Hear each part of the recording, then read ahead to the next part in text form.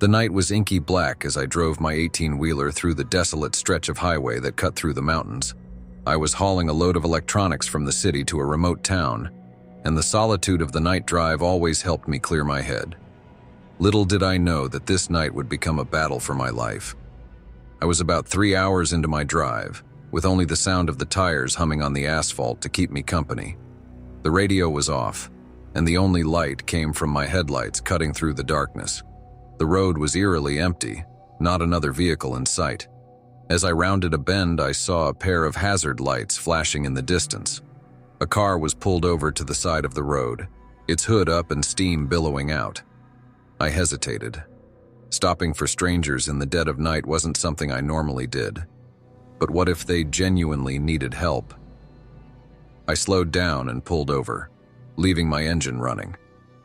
As I stepped out of the cab, a man emerged from the shadows, waving his arms.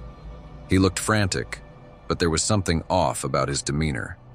He was too calm, too composed, despite the apparent urgency. "Hey, buddy, need some help?" I called out, keeping a safe distance. "Yeah, thanks," he replied, a forced smile on his face. "Our car broke down. Do you have a phone we can use?" Before I could respond, I heard a rustling from the bushes beside the road. Instinctively, I turned just in time to see 2 more men step out, their faces obscured by the shadows. One of them had a crowbar, the other a knife. I realized then that this was an ambush. They must have been targeting truckers on this lonely stretch of road, knowing we often carried valuable cargo. "Sorry, I can't help," I said, trying to keep my voice steady as I backed towards my truck. "You should call the highway patrol." The man with the crowbar lunged at me. I ducked and darted towards the truck, adrenaline surging through my veins. I scrambled into the cab and slammed the door shut, locking it just as the first man reached my window, pounding on it with his fists. I floored the gas pedal, the truck lurching forward.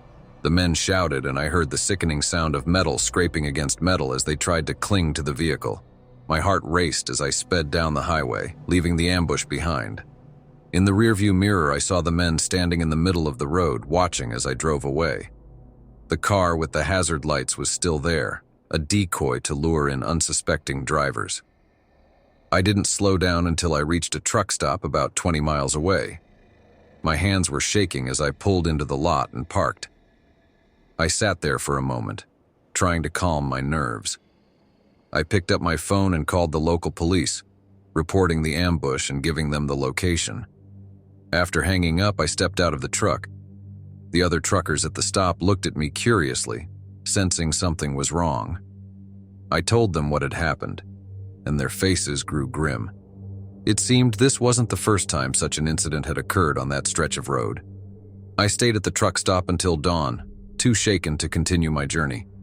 The police later called to tell me they had found the abandoned car but no sign of the men. They advised me to avoid that route in the future. That night changed me. The open road, once a place of solace, now felt menacing. I couldn't shake the image of those men and the feeling of being hunted.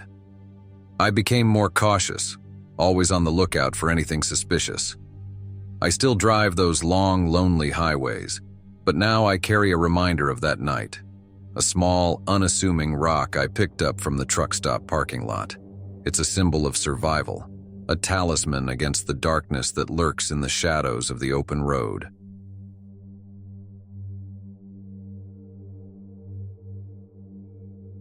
Driving at night has always given me an odd sense of comfort. The empty roads, the darkness, the hum of my car engine, it all felt like an escape from the daily grind.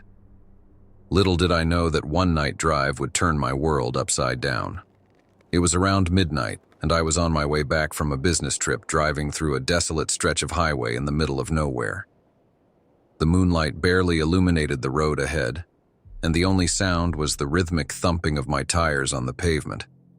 I noticed him standing on the side of the road, thumb out, looking desperate. A hitchhiker. Normally I wouldn't stop, but something in his eyes made me slow down. Maybe it was the loneliness in his gaze or the way he seemed out of place in the middle of nowhere. Against my better judgment, I pulled over. "Need a ride?" I asked, rolling down my window. He nodded silently and got in. He was a gaunt, pale man with dark circles under his eyes and an unsettling, hollow expression. I couldn't help but feel a chill run down my spine. "Where are you headed?"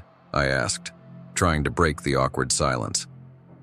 "Just up ahead," he replied in a raspy voice, pointing towards the darkness. As we drove, he didn't say much. His presence felt heavy, almost oppressive. I tried to make small talk, but his responses were short and cold. I couldn't shake the feeling that something was terribly wrong. After a few miles, I noticed the temperature inside the car had dropped significantly. I glanced at the hitchhiker, and his eyes met mine in the rearview mirror. They were dark, void of any light, and filled with an unspeakable sadness. Suddenly, the radio turned on by itself, static filling the car. "Did you do that?" I asked nervously. He shook his head slowly, his gaze never leaving mine. The static grew louder, morphing into faint whispers. I couldn't understand the words, but they sent a shiver down my spine. "Stop the car," he said abruptly. I pulled over, my heart racing. He got out without another word, and as he did, I noticed something on the passenger seat, a small tattered notebook. I picked it up and flipped through the pages.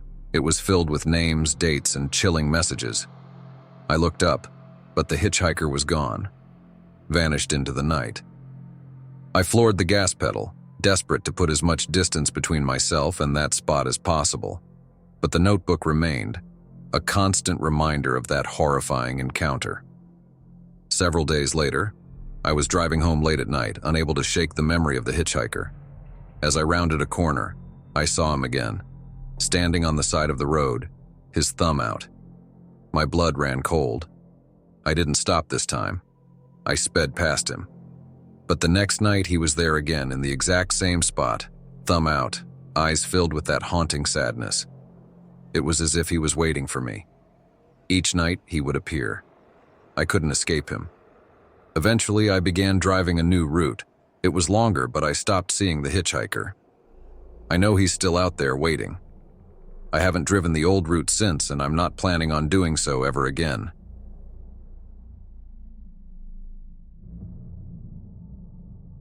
I always thought of myself as a rational person, someone who didn't believe in the supernatural or ghost stories. But that changed one fateful night on a deserted highway. It was a long drive home after visiting my parents in another state. I decided to take a shortcut through some back roads to save time. As the night grew darker, I realized I needed a break. Spotting a rest stop sign, I decided to pull over. The place looked old and run down, but I figured it would be good enough for a quick stretch and a restroom break. As I stepped out of my car, the air felt unnaturally cold. The rest stop was eerily silent, and the flickering neon sign cast an unsettling glow over the area. I walked towards the restroom. The gravel crunching under my feet was the only sound that was breaking the silence. Inside, the restroom was even worse. The lights buzzed and flickered, casting long, distorted shadows on the walls. I hurried to do my business, but as I was washing my hands, I heard it, a soft, almost imperceptible whisper. "Help me." I froze, my heart pounding. I looked around, but I was alone. The whisper came again, more desperate this time. "Help me." I rushed out of the restroom, my breath coming in short, panicked gasps. As I headed back to my car, I noticed something odd. There was another vehicle parked a few spaces away, covered in dust and looking like it had been abandoned for years. Curiosity got the better of me, and I approached the car. The windows were grimy, but I could make out something inside. A figure. It was a woman, her face pressed against the glass, eyes wide with terror. I stumbled back, horrified. "Help me." The whisper echoed again. I ran back to my car, fumbling with the keys. As I started the engine, the woman from the abandoned car appeared in my rearview mirror, her eyes pleading, mouth forming the words I dreaded to hear. "Help me." I slammed on the gas, speeding away from that cursed place. My mind raced, trying to comprehend what I had just seen. I couldn't shake the image of her face, her desperate eyes. I drove for miles, not daring to look back. A few days later, I was driving on the same road during the daytime, hoping to confront my fears. I reached the spot where the rest stop was supposed to be, but it wasn't there. It was as if the place had never existed. In its place was an overgrown field with no sign of a building or a parking lot. Confused and unnerved, I stopped at a nearby gas station and asked the attendant about the rest stop. He gave me a puzzled look and said there had never been a rest stop on that stretch of road. I insisted that I had been there just a few nights ago, but he only shook his head and walked away. To this day, I don't know what I experienced that night. The abandoned rest stop, the ghostly woman. It all seemed so real. But the fact that the place simply vanished makes me question my sanity. All I know is that I will never take that shortcut again, and I avoid driving at night whenever possible.